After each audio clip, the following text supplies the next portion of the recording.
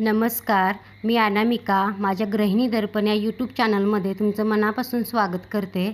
तुम्ही पाहू शकताय, आज खूपच पाऊस पडतो आहे. आज मुंबईला आज रेड अलर्ट जाहीर झाला आहे. त्यामुळे मुलांना 2 दिवसाच्या सुट्ट्या जाहीर झालेल्या आहेत.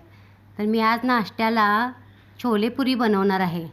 त्यासाठी मी रात्रभर छोले भिजवून घेतलेले आहेत आणि आता आपण ते छोले वाफवून घेऊया. छोले स्वच्छ धुवून छोल्यांमधलं पाणी काढून टाकायचं. त्याच्यामध्ये गरम मसाला, हळद आणि चवीनुसार मीठ घालून तुम्ही त्याला 4-5 शिट्ट्या काढू शकताय. इकडे मी छोले वाफवून घेतलेले आहेत. आता मी छोल्यांना तडका लावणार आहे. त्यासाठी मी थोडं तूप आणि थोडं तेल घातलेलं आहे. त्याच्यामध्ये 1 तेजपत्ता, जिरं आणि मिक्सरमधून बारीक केलेला कांदा घालणार आहे. तुम्ही पाहू शकताय, कांदा आपल्याला छान असा लालसर होईपर्यंत परतून घ्यायचा आहे. त्यामध्ये आलं लसूणची पेस्ट ती घालायची आहे. आलं लसूणच्या पेस्टचा कच्चा वास जाईपर्यंत आपल्याला चांगलं ते परतून घ्यायचं आहे. तुम्ही पाहू शकता, इकडे छोले मी वाफवून घेतलेले आहेत आणि जो मसाला जे मी मसाले घातलेले आहेत तो व्हिडिओ मला शूट करायचा राहिला, त्याबद्दल सॉरी. ह्याच्यामध्ये मी गरम मसाला, 2-3 चमचे आमचं कोल्हापुरी लाल तिखट आणि धने जिरे पावडर असं घातलेलं आहे. आता मी टोमॅटो घातलेले आहेत. टोमॅटो छान मऊसर शिजवून घ्यायचे. त्याच्यानंतर हे छोले आहे, त्याचे छोले असेच नाही टाकायचे, तर ते छोल्यांमधील पाणी काढून घ्यायचं आधी. सगळं जे छोल्यामध्ये आपण वाफवलेलं पाणी असतं ते काढून घ्यायचं आणि कोरडे झालेले छोले याच्यामध्ये घालून घ्यायचे. कोरडे पाण्यासकट आपण छोले घातले ना की ते छोल्यामध्ये मसाला उतरत नाही आणि त्याच्यामध्येची टेस्ट एवढी चांगली नाही लागत. ही माझी पद्धत आहे, तुम्ही या पद्धतीनं करून बघू शकता. तुम्हाला आवडलं असेल तर नक्की कमेंटमध्ये सांगा. आता मी इकडं कोथिंबीर घेतलेली आहे. कोथिंबीर मी धुवून वाळवून फॅनच्या खाली ती ठेवून देते. तुम्ही बघू शकताय, इकडं ही कोथिंबीर 4-5 दिवस झालेत पण जराही खराब झालेली नाही आहे. अशा प्रकारे तुम्ही स्टोअर केला तर आज 15 दिवस ही कोथिंबीर राहते. तर इकडे छोले होत आहेत. तुम्ही 2-3 मिनटं परतून घेऊन झाल्यानंतर त्याच्यामध्ये मी छोल्याचं जे पाणी होतं ते त्याच्यामध्ये मी टाकलेलं आहे. इकडं माझा मुलगा अभ्यास करतो आहे आणि तुम्ही बघू शकताय छोल्यांचा रंग किती सुंदर आलेला आहे ते. तर बाजूला मी कढई गरम करायला ठेवलेली आहे. त्याच्यामध्ये मी पुऱ्या बनवणार आहे. छोलेही रेडी आहेत. मुलांना खूप भूक लागलेली आहे आणि आता मी पुऱ्या तळणार आहे. पुरीचं पीठ मी आधीच मळून घेतलेलं आहे. थोडं घट्टसर मळायचं म्हणजे पुऱ्या छान फुगतात. तुम्ही पाहू शकता इकडे पुऱ्या कशा झालेल्या आहेत. छान होत आहेत पुऱ्या. तर आजचा आमचा काहीतरी वेगळा प्लॅन आहे आमचा लेडीजचा. त्याच्यामुळं मला आज खूप घाई गडबडीमध्ये हा व्हिडिओ शूट करावा लागलेला आहे. तुम्ही समजून घ्याल. मी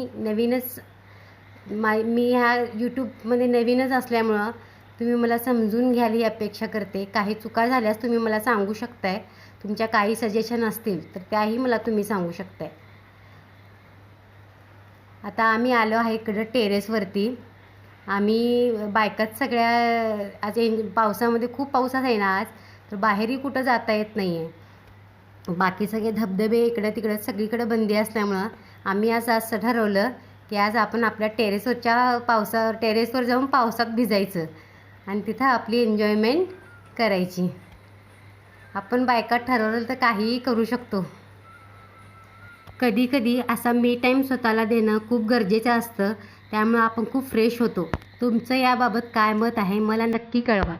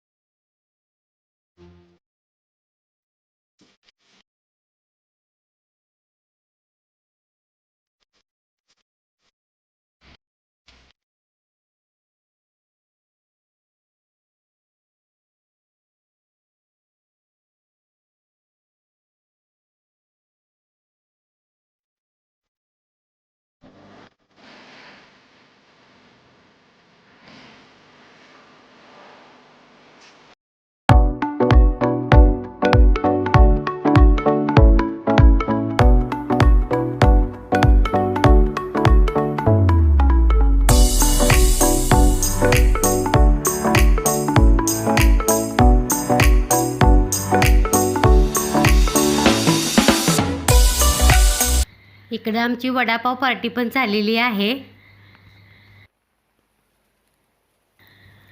पावसामध्ये असं मनमुराद भिजल्यानंतर आम्ही भाजी आणायला चाललेलो आहोत. तुम्ही पाहू शकताय रस्त्यावर चोहीकडे पाणीच पाणी आहे. रस्त्यावरती माणसं कमी आणि पाणी खूप जास्त आहे. ह्याच्यामध्ये आम्ही दोघी बाजूने जाणाऱ्या गाड्यांनी पाणी उडवलेले तुषार अंगावर घेत भाजी आणायला चाललेलो आहोत. तुम्ही बघू शकता इकडे मजा पण येते.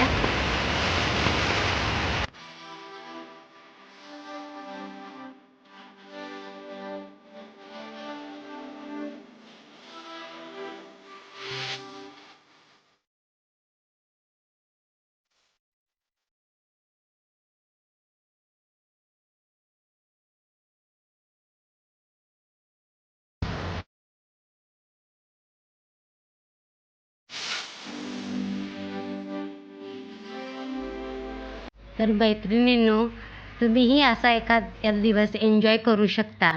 इकडे मी आणलेल्या भाजीपासून आमच्या साहेबांनी म्हणजेच आमच्या नवरोबांनी बनवलेली ही कलाकृती तुम्हाला आवडली असेल तर माझ्या चॅनलला नक्की लाईक, शेअर आणि सबस्क्राईब करायला विसरू नका.